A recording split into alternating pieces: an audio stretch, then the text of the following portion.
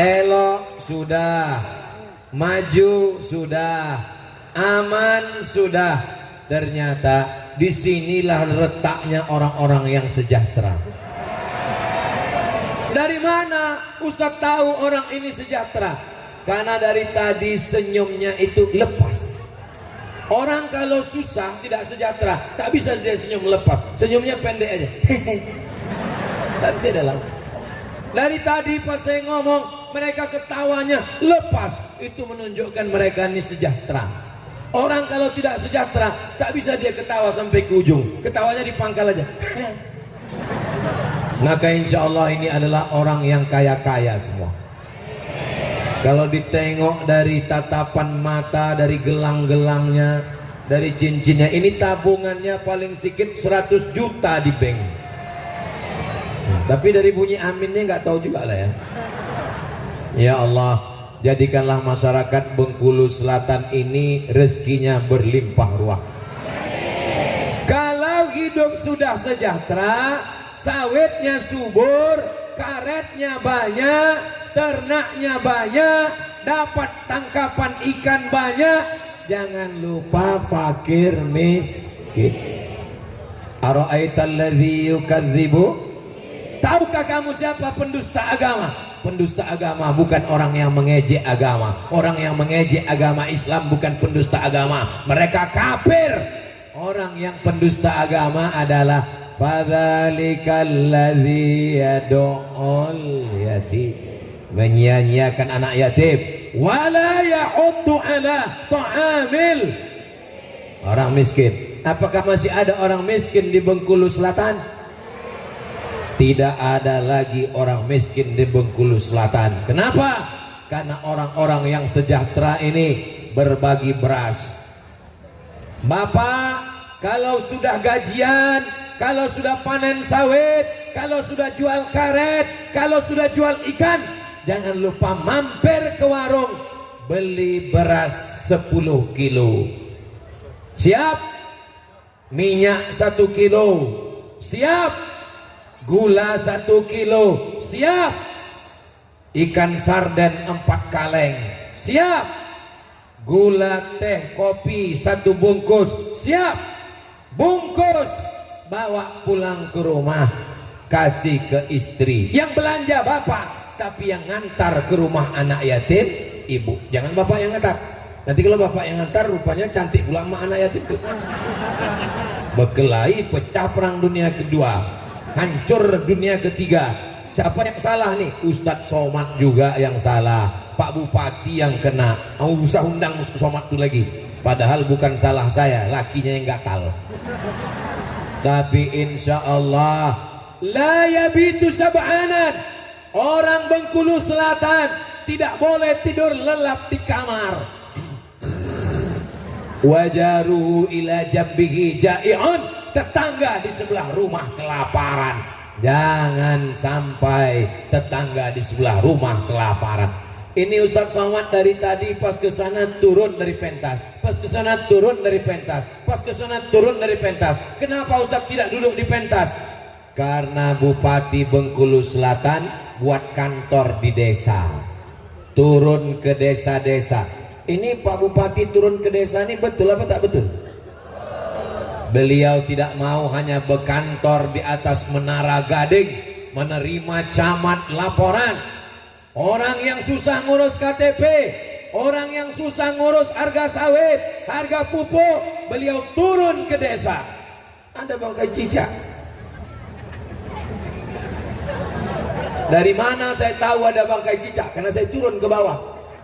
Coba kalau saya cuma berdiri di atas. Bukan tidak menghormati panitia. Panitia sudah bersusah payah membuat pentas ini, betul? Berapa lama mereka menanam bunga ini? Menyiapkan karpetnya dari Turki. Berapa lapis karpetnya ini? 1, 2, 3 lapis. Saya mau nengok kayu di dalam. Saudara yang dimuliakan Allah, ini saya kasih tahu ke panitia supaya jangan ada fitnah di antara kita. Itu Ustadz Somad sudah kami siapkan pentas pakai karpet 3 lapis, tapi dia malah turun ke bawah supaya masyarakat tidak merasa terlalu jauh dengan Ustadz Abdul Somad. Ustadz Somad itu enak, dia di atas pakai pentas, pakai karpet, kami di bawah. Saya yang disiapkan pentas, pentasnya tinggi, karpetnya 3 lapis, pakai kipas angin, disambut, dimuliakan. Belum tentu lebih dulu masuk surga. Boleh jadi kalian yang di bawah lebih dulu masuk surga dari Ustadz Abdul Somad. Diaminkan orang ini pula. Jaga juga lah perasaan saya. Apalah salahnya kalian pura-pura diam tadi pas aku bilang begitu.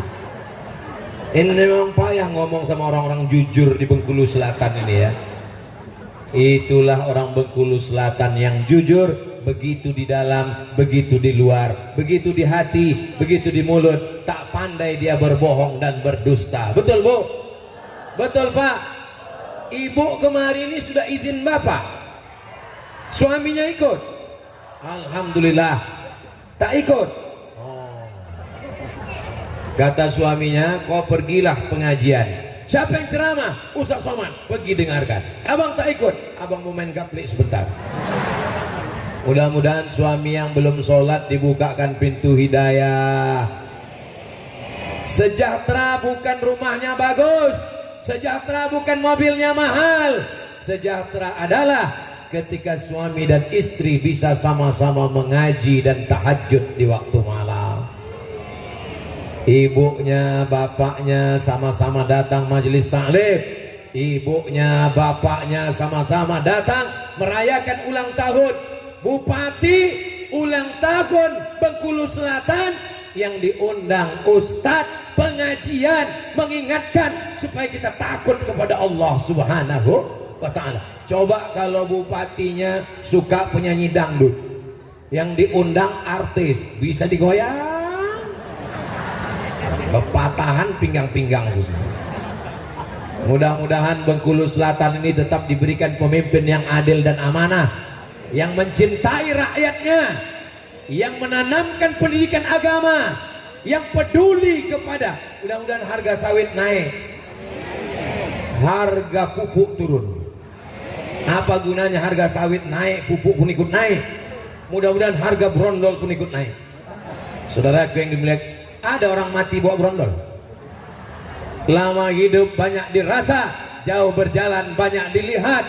Lain padang, lain belalang, lain lubuk, lain ikannya. Saya belum pernah menengok orang mati bawa STNK BPKB.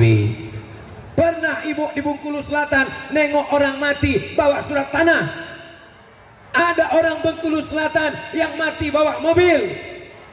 Mobil tinggal, motor tinggal, rumah tinggal, surat tanah tinggal, baju seragam tinggal, bini. Kalau suami meninggal, ibu mau ikut?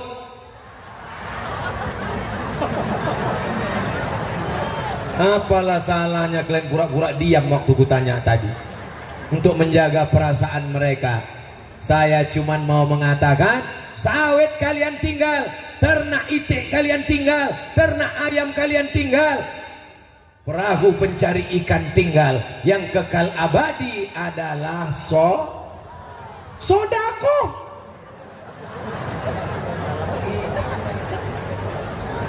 Solawat betul, tapi ini kan ceritanya tentang sejahtera. Kalau sejahtera itu berarti duit, sodakoh. Ada orang yang rajin bersodakoh, tapi tidak berzakat. Ingat, zakat itu wajib, sodakoh itu sunat. Yang rajin sodakoh, tapi tidak berzakat, itu sama dengan orang pakai jas, pakai dasi, tapi tak bercelana. Jangan lupa bayar zakat. Bayar zakat jangan sendiri, bayarkan ke Badan Amil Zakat Nasional Kabupaten Bengkulu Selatan. Lidah berzikir, syukur dengan lidah, alhamdulillah. Syukur dengan harta, membayar zakat. Kalau berkurban di Bengkulu Selatan ini berapa iurannya, Bu? Berapa, Pak? 3 juta. Bengkulu Selatan iuran kurban tanggal 17 Juni nanti itu 3 juta. 3 juta bagi 360 hari. Hitung pakai kalkulator. 3 juta bagi 360. Saya ingat, cuman karena grogi ini sebentar ya. Sebentar ya. 3 juta bagi 360, 8.000 sehari.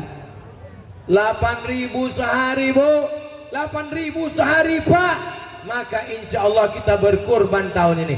Mudah-mudahan dibukakan Allah pintu rezeki kita berkurban. Bismillahirrahmanirrahim. Allahu Akbar. Setelah dipotong, makan hati hewan kurbannya.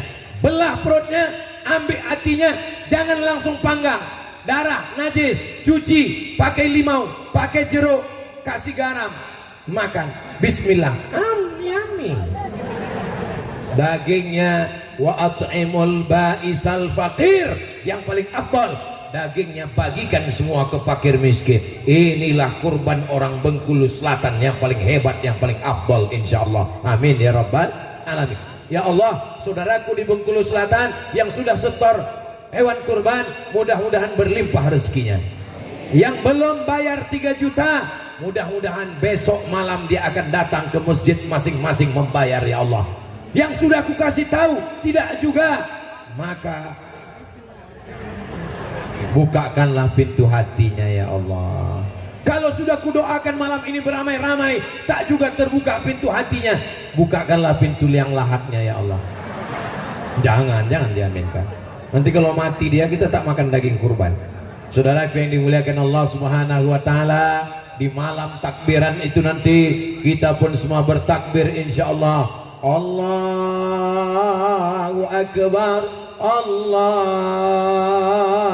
Akbar, Allahu Akbar. Anak-anak dari sekarang dilatih untuk takbiran supaya di malam Idul Adha itu nanti dia bertakbir beramai-ramai. Sekarang banyak orang takbir sampai jam 2 malam di masjid. Begitu kita masuk masjid tak ada orang, yang takbir flash disk.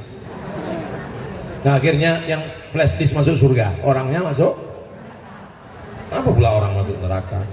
Mudah-mudahan nanti kita semuanya merayakan Idul Kurban dengan gembira. Saya yakin dan percaya masyarakat Bengkulu Selatan mereka berkurban karena mereka sejahtera insyaallah. Amin ya rabbal alamin.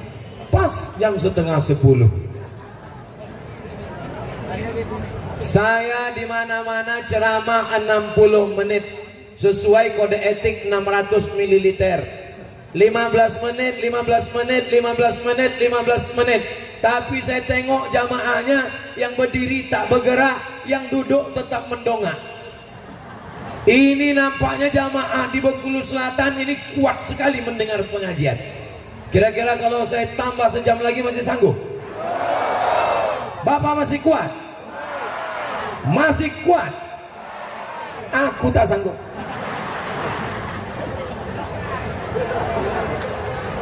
Di akhir majelis mari kita sama berdoa, mudah-mudahan Allah menganugerahkan rezeki berlimpah untuk Bengkulu Selatan. Pemimpinnya adil dan amanah, rakyatnya makmur sejahtera, orang-orangnya elok, orang-orangnya maju, masyarakatnya aman, negerinya aman, rezeki berlimpah dan sejahtera, anak-anak soleh dan solihah diselamatkan dari segala malapetaka, bencana dan musibah. Ala hazihin niyah, al-fatihah.